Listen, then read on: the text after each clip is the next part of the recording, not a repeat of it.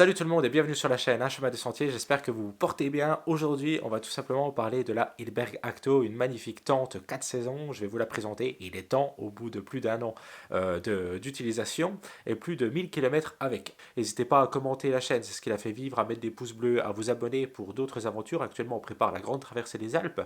N'hésitez pas à me rejoindre dans l'espace membre si vous voulez d'autres vidéos sur d'autres sujets que la randonnée longue distance. Vous pouvez mettre le code LOIC10 sur lyophilisé.fr, utiliser mon lien en bio pour avoir des écussons lors de vos randonnées longue distance sur le site Finisher Lab et à me rejoindre sur mon compte Instagram Loïc Brichou pour avoir des aventures en direct. La Hilberg Acto, c'est une tente 4 saisons pour une personne, double paroi, qui est faite vraiment pour des choses un petit peu énervées. Elle fait 1,5 kg et elle est en Kerlon 1200. C'est pas une tente qu'on va considérer comme une tente ultra light, bien que pour une tente 4 saisons, vous pouvez la descendre aux alentours de 1,450 kg, comme je le fais moi, lors des utilisations, on va dire, pour mes randonnées longue distance, un petit peu, qui demandent un petit peu de matériel un petit peu plus robuste pour être plus confortable. Cette tente-là, du coup, je l'ai, ça fait un an et demi, ça fait environ 4-5 GR que je parcours avec, le tour du Beaufortin, la traversée de toute l'Écosse à pied via le John Muir Way, le West Island Way, le Great Glen Way, le Viaduct Trail et plein d'autres trucs avec le GRP Jeanne d'Antitouret, des bivouacs à moins 17 degrés avec, etc. Elle en a vu de toutes les couleurs. Donc c'est une tente que j'ai quand même beaucoup utilisée. Je l'ai utilisée aussi, mine de rien, sur des températures assez chaudes. Sur le GRP du Tour du Beaufortin, il faisait chaud. Donc voilà, hein, ça va être un vrai retour d'expérience, point fort, point faible, pour qui vraiment elle s'adresse. Puis bien sûr, mon avis définitif sur la tente après un an et demi à la fin de la vidéo.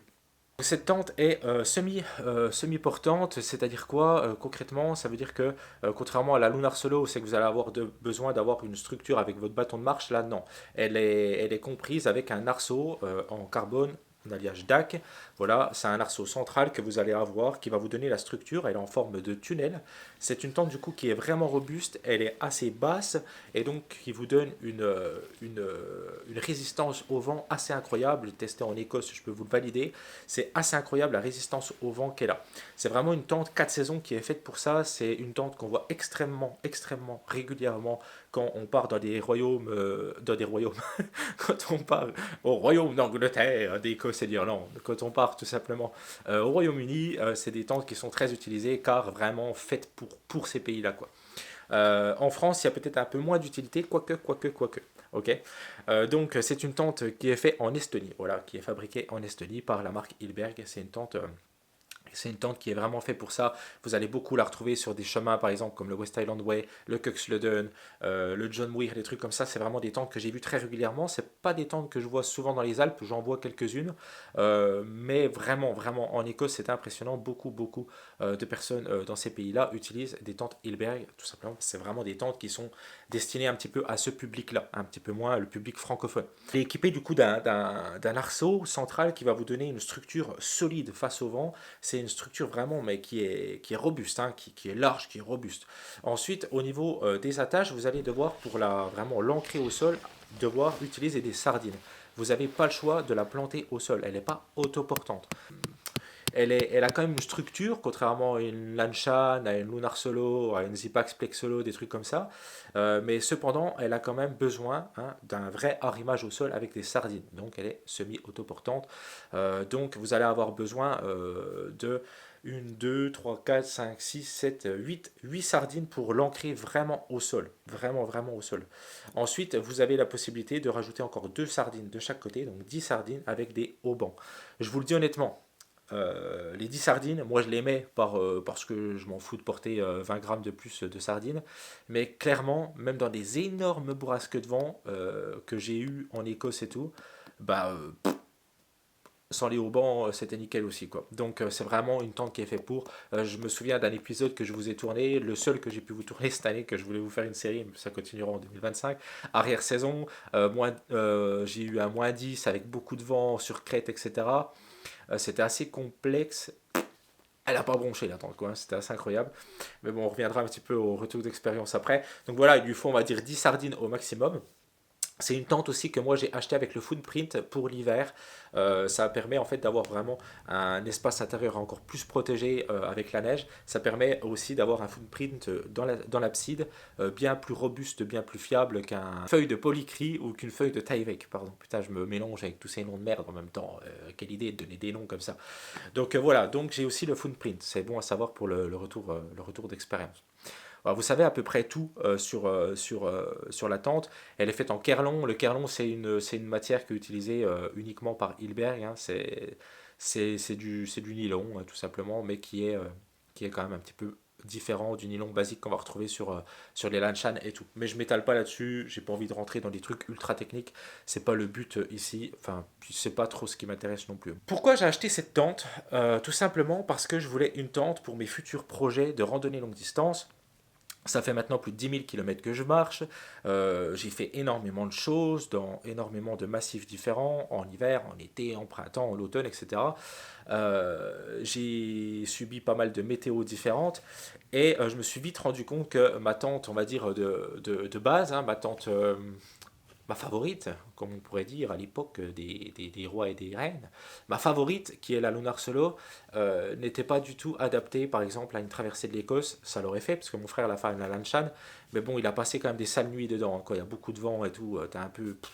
Ouais, je voyais les gars avec leur Plexolo, ils s'en prenaient plein la gueule. Moi, j'étais tranquille, donc je l'ai acheté en prévision de mes futurs projets et aussi parce que tout simplement je randonne. Moi j'habite le massif jurassien, un massif qui est assez rude l'hiver, avec beaucoup de neige, avec beaucoup de froid, des -15, des -20, même voire moins encore, avec du vent. Ouais, c'est robuste, c'est difficile le Jura. Et tout simplement en prévision aussi de faire une grande traversée du Jura hivernal, je me prépare, j'apprends un petit peu, je piétine un petit peu là-dedans. Et tout simplement pour des projets qui sont un petit peu plus, on va dire, qui vont me demander du matériel beaucoup plus fiable qu'une simple tente monoparoi. Notamment, bah, j'aimerais beaucoup partir faire des projets en Laponie, j'aimerais beaucoup partir faire des traversées de l'Islande par le glacier, j'aimerais faire des trucs un petit peu énervés qui me demandent du matériel beaucoup plus fiable, beaucoup plus robuste qu'une simple tente Lunar Solo. Je dis pas que c'est pas faisable avec la Lunar Solo, c'est pas ce que je dis. Je pense clairement que c'est faisable. Cependant, le confort et surtout le confort mental de se dire qu'on a du matos beaucoup plus robuste est super important dans des conditions où c'est que vous avez du -15, quoi, clairement. Donc voilà, et aussi le côté pratique de la double paroi, tout simplement, et le gain de chaleur qu'apporte une tente 4 saisons. Voilà un petit peu pourquoi j'ai pris cette tente. Maintenant, concrètement, le retour d'expérience, qu'est-ce que je peux en dire? Donc, comme je vous ai dit, j'ai fait la traversée de l'Écosse. On va faire GR par GR, ok? Sur la traversée de l'Écosse, je l'ai pris tout simplement parce que, pluviosité assez élevée, bourrasque de vent régulière, voire tout le temps, hein. L'Écosse, ça brasse du vent, tant mieux, ça évite un petit peu d'avoir des midges des fois le soir au bivouac. Voilà, et je voulais quand même avoir quelque chose d'un petit peu plus sympa à l'intérieur, tout simplement parce que justement on revient au midge, mais l'espace intérieur est grand dans les Hilberg Acto. Et puis c'est vrai, quand vous êtes dans votre bivouac, vous vous posez au bivouac à 20 h, vous ne pouvez pas être dehors. En Écosse, il y a trop de midge. Dans les Highlands, c'est très compliqué, à part si vous avez de la chance une année où il y a peu de midge, mais nous on était dans une année où c'est qu'il y avait beaucoup de midge. Je devais utiliser l'application météo midge carrément tous les soirs pour voir, pour essayer d'esquiver les moucherons et tout. C'était un peu de la merde, mais voilà. Donc du coup, d'avoir de la place à l'intérieur pour faire tout ce que vous avez besoin de faire, c'était vachement, vachement agréable. La résistance au vent, bah, clairement, ultra, ultra point fort pour cet Hilberg Acto. Moi, c'est un truc de fou. En plus, à l'intérieur, bah, ça bouge pas trop parce que grosse double paroi, assez énervée. En plus, le tissu qui est utilisé pour vraiment la première paroi, hein, donc la chambre intérieure de la tente, est vraiment, vraiment épais. Donc ça vous protège, ça vous garde au chaud, ça vous protège du vent. Vous avez vraiment aucun ressenti, on va dire, vous avez du ressenti de vent, bien sûr, ça reste une tente, c'est pas une maison en dur, mais voilà, c'est vraiment, vraiment robuste. Je voyais mon frère à côté qui se prenait des baffes comme ça avec la Lanshan. Ouais, c'était assez incroyable. Donc, résistance au vent, elle m'a vraiment convaincu en Écosse. La pluie, bah, c'est pareil. Le Kerlon, bon, bah, ça n'a plus rien à prouver. C'est des tentes qui sont utilisées pour faire des traversées de l'Alaska, du Groenland. C'est des tentes qui sont vraiment faites et étudiées pour ça, hein. Et voilà, chez Hilbert. Franchement, j'ai trouvé ça incroyable, la résistance du coup à la pluie. Même quand il y a beaucoup de vent, le fait que ça soit une 4 saisons, la toile intérieure touche le sol, et donc ça veut dire qu'en fait, même si ça brasse assez sur le côté, qu'il y a beaucoup de vent, il y a une espèce de brumisation, d'humidité, ça passe jamais en dessous, vous n'êtes jamais mouillé, jamais, jamais, jamais, c'est incroyable, vraiment incroyable. Donc vous pouvez même laisser la chambre intérieure ouverte si vous en avez envie, et qu'il n'y a pas de midge, encore une fois, si on parle de l'Écosse, là je suis sur le rétex de l'Écosse, mais en fait c'est trop bien en fait, putain, c'est une tente de fifolin, c'est une tente de fifolin. C'est pas une tente, encore une fois, qui est faite pour un Saint-Jacques-de-Compostelle. Ça ne sert strictement à rien. C'est fait pour ça, quoi. Même l'Écosse, encore une fois, on n'est pas obligé d'avoir une tente comme ça. C'est juste beaucoup plus pratique, beaucoup plus agréable. J'arrivais le matin, je rangeais ma chambre intérieure qui était sèche du coup dans mon sac. On vient ce coup-ci au niveau du rangement, mais la chambre intérieure se dissocie de la chambre extérieure. Ça veut dire que vous montez la paroi qui est assujettie en fait aux éléments. Voilà, une fois que c'est fait, vous montez votre chambre intérieure. C'est avec des petits élastiques, vous mettez, c'est assez pratique. Pas le truc le plus pratique, on y reviendra après, mais c'est assez pratique.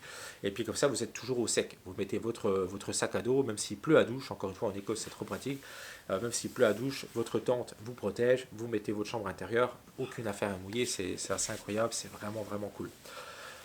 Voilà un petit peu pour ce retour d'expérience en Écosse. J'en profite aussi quand même pour dire au niveau du temps de séchage, c'est quelque chose moi qui est important pour moi parce que je randonne dans tous les climats, dans toutes les saisons. La météo ne me freine pas. Ça veut dire qu'il faut quand même il y a des tentes qui sont très complexes à sécher. Si vous prenez 2 jours de flotte, bon, franchement, ça va. Mais si vous accumulez les jours de pluie, ça devient compliqué. La Hilbergacto, le Kerlon, en fait, imbibe un petit peu d'eau. Hein, c'est pas du tout du Dinima. Par contre, cependant, ça sèche très vite. Vraiment très vite. Je sortais la toile. La chambre intérieure était toujours sèche dans mon sac à dos, mais la toile extérieure, je la laissais à l'extérieur du sac à dos. Et en 2 secondes, pam, elle séchait, c'était assez redoutable, donc vraiment, vraiment validé. Ça sèche beaucoup plus vite que le Silpoly de Malounar Solo, ça sèche beaucoup plus vite que le Sinelong de la Lanshan, ça séchera peut-être un peu moins vite que du DCF, mais je suis même pas sûr, car pour avoir fait une comparaison au temps de séchage d'une Bonfus Solus, une place et du Kerlon, bah en fait ça sèche plus ou moins à la même vitesse, quoi. Alors que le Kerlon, lui, imbibe un peu d'eau. Bon, c'est là encore une fois, j'ai pas envie de rentrer trop dans les détails, mais sur le terrain, en fait, on ressent pas trop de différence de temps de séchage, quoi. Voilà. Voilà, en gros, sur le Retex en Écosse. Ensuite, je l'ai utilisé ultra intéressant dans une condition très différente, c'est sur le GRP Tour du Beaufortin. Là, c'est un petit peu plus compliqué, hein. C'est pas fait pour. Donc du coup, ben, c'est vrai que c'est compliqué, t'as chaud dedans, t'as putain de chaud dedans quoi. Et même si tu laisses tout ouvert, ça reste quand même une tente 4 saisons, c'est pas très bien ventilé, enfin c'est ventilé mais pas autant qu'une estivale, donc tu crèves de chaud dedans. Donc là ça condense à mort, vraiment à mort. Quand je vous dis à mort, c'est à mort, à mort, à mort. J'ai jamais eu une tente qui condensait autant. C'est tout à fait normal, c'est pas du tout son usage. Et donc là c'était un petit peu plus chiant. Disons qu'elle est beaucoup c'est pas une tente qu'il faut prendre pour du 4 saisons, c'est une tente qu'il faut prendre pour, on va dire, le côté. Euh, pour des climats qui sont faits pour. Hein. On va dire, si tu pars dans les Alpes en été, je suis pas convaincu que ça soit la tente la plus pratique au final. Quoi. Donc, ouais, là c'est un petit peu plus chiant, beaucoup de condensation, ça l'a fait, hein, ça reste de la condensation, mais pas mal de condensation. Le matin, ma tente était mouillée, celle de mon père, non. Parce que bah, du coup elle était plus ventilée. Tu portes quand même quelque chose de beaucoup plus lourd. Encore une fois, c'est tout relatif. Hein. Une tente qui fait 1 kg 450, ça reste léger. Hein. Aujourd'hui, on a un peu matrixé avec le poids des tentes à 500 grammes, mais en réalité, je veux dire, une tente qui fait même 1 kg 7 1 kg 8 pour moi, reste une tente quand même largement correcte à porter. Il faut pas exagérer, c'est quand même un abri. Je trouve ça correct. En plus, il y a un arceau et tout. Donc, c'est pas tant le poids, mais on va dire, c'est sûr que quand on voit qu'on galère plus avec une tente à 1 kg 400 qu'avec une tente à 650 grammes, on se dit bon bah merde, quoi fait chier. Mais bon, voilà, c'est le petit retour, c'est pas une tente que je vais vous conseiller pour de l'estival, clairement. Essayez de l'esquiver, c'est pas fait pour, ça touche le sol, donc c'est pas respirant, etc. Ok. Voilà.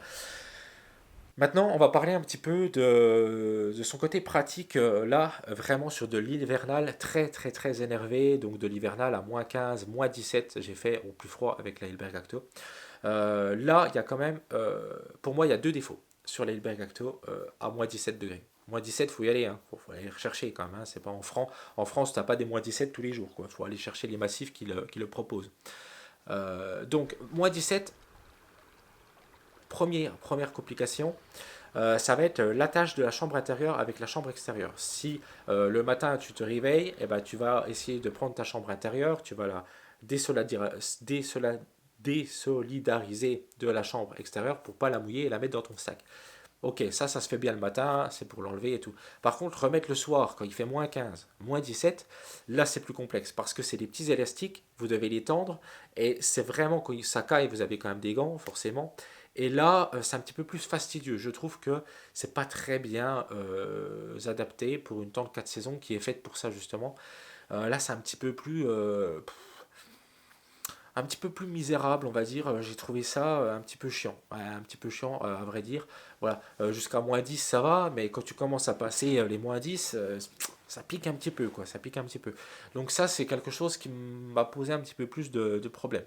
Un petit peu plus de problèmes. C'était un petit peu limite. Voilà. Le deuxième défaut que j'ai trouvé, c'est quand il neige beaucoup. Quand il neige beaucoup, c'est une tente 4 saisons. Bon, vous allez me dire sur une Lunar Solo, ça me fait pareil. Parce qu'en fait, la neige s'accumule. Puis bon, bah, du coup, ça vient appuyer. Puis vous allez devoir dégager la neige. Sauf que là, c'est pas une tente autoportante. Donc, bah, c'est vrai qu'il y a quand même un endroit de creux hein, sur la Hilberg Acto.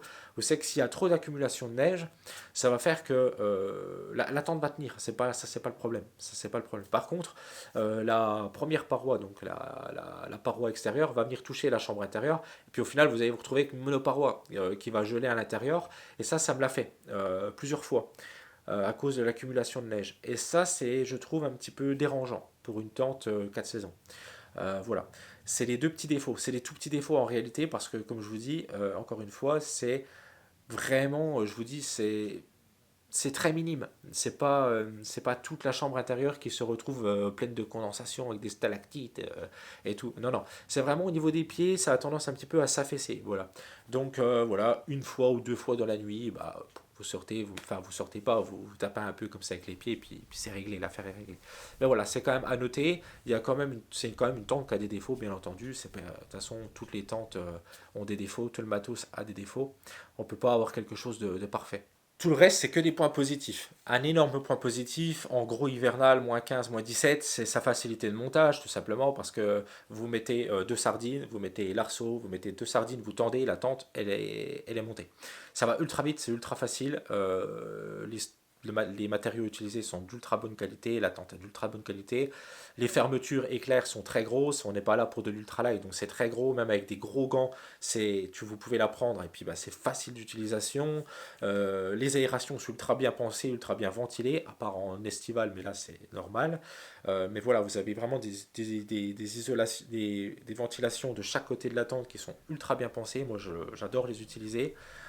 L'abside est énorme, vous pouvez largement, par exemple les gens qui ont des chiens et tout, c'est trop bien parce que l'abside est énorme. En hiver c'est trop pratique, voilà, vous pouvez vraiment manger dedans, même la tente fermée, vous pouvez cuisiner à l'intérieur, c'est vraiment vraiment bien. Le gain de chaleur est énorme avec la chambre intérieure, il est énorme. Quand je vous dis énorme, c'est énorme. C'est aussi ce qui explique la condensation en été. Mais quand je vous dis c'est impressionnant, moins 17 dehors, j'avais du moins 5 à l'intérieur de la tente. C'est abusé l'écart de température. C'est même des fois limite un peu trop. Pourquoi? Parce que quand tu sors le matin, tu te dis ah ça caille de la tente. Mais quand tu sors de la tente, tu te dis putain, je me gèle les couilles quoi. Et ouais, c'est chaud. Mais bon, justement, c'est trop bien. Hein, c'est fait pour. Hein, c'est fait pour. Voilà, facilité du coup de montage, facilité de démontage. Vous avez juste à retirer les sardines. L'arceau, ça prend 2 secondes. L'arceau est ultra light. Le volume de la tente reste minime. En Écosse d'ailleurs, je surprenais beaucoup de gens à avoir un sac tout petit, ultra light aussi. Hein, j'avais un sac de 4 kilos malgré que j'avais une Bergacto, pour vous dire que c'est pas incohérent. Parce qu'en fait,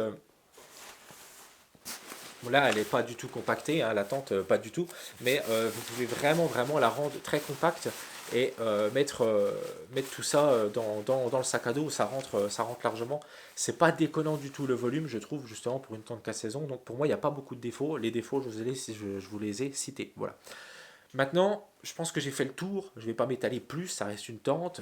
Est-ce que je vous conseille l'achat de cette tente? Si vous pensez que dans votre vie, vous allez avoir des projets un petit peu comme moi qui demandent du matériel robuste, fiable, résistant au vent, vraiment avec une très grosse résistance à la neige, à des températures très négatives, je ne vous parle pas de -3, -4, mais des températures très négatives, en dessous des -10 et tout, alors vous pouvez y aller les yeux fermés, c'est une tente incroyable pour ça. Maintenant, si vous êtes plutôt quelqu'un qui marchait, on va dire, de mai à septembre, même de manière intensive, mais qui est plus sur de l'estival et qui essayait d'esquiver au maximum la pluie, les températures négatives et tout, c'est une tente qui ne vous servira strictement à rien. Et puis du coup, bah, là, je vous la déconseille totalement. Ce ne sera pas du tout adapté pour ça. Voilà. Si c'est une tente, vous recherchez une tente polyvalente par contre, et puis qu'admettons vous marchez avec des animaux, un gros chien, etc. Une tente, on va dire pour une personne et demie, avec un enfant. Ouais, bah moi je suis père de famille, donc par exemple avec mon fils, ça serait super. Alors vous pouvez y aller aussi, c'est trop bien. Si vous voulez rechercher une tente polyvalente aussi, qui pourrait vous faire bon, bah, toutes les saisons, l'estival ce sera pas parfait, mais quelque chose, parce que vous marchez toute l'année, vous voulez pas avoir deux tentes comme moi, alors vous pouvez y aller aussi parce que bah, ça reste un poids correct, un volume correct, même pour de l'estival. Ça sera bien sûr pas parfait, mais voilà, vous pouvez. Donc pour moi, c'est quand même vraiment une très bonne tente. J'en suis très satisfait. C'est une très très très bonne tente. Vraiment excellent. Voilà. Les sardines livrées avec, parfait, alliage DAC, excellente sardine. Le footprint, je vous le conseille uniquement pour l'hiver, beaucoup plus polyvalent que le Tyvek et la feuille de polycry. J'espère vraiment que cette vidéo elle vous a été utile. J'espère qu'elle vous a plu, même si vous n'étiez pas spécialement intéressé. Voilà, on a parlé de matos. Je vous dis à très bientôt. N'hésitez pas à vous abonner à la chaîne, à commenter, à aimer les vidéos. C'est comme ça que la chaîne vit. À vous abonner pour 4,99€ par mois ou plus si vous avez envie de soutenir la chaîne. À mettre le code LOIC10 sur yophilizé.fr, à passer par mon lien pour Finisher Lab des beaux écussons et à me rejoindre sur Instagram. Je vous dis à très bientôt pour des vidéos sur la grande traversée des Alpes, hein, j'imagine. Bye tout le monde.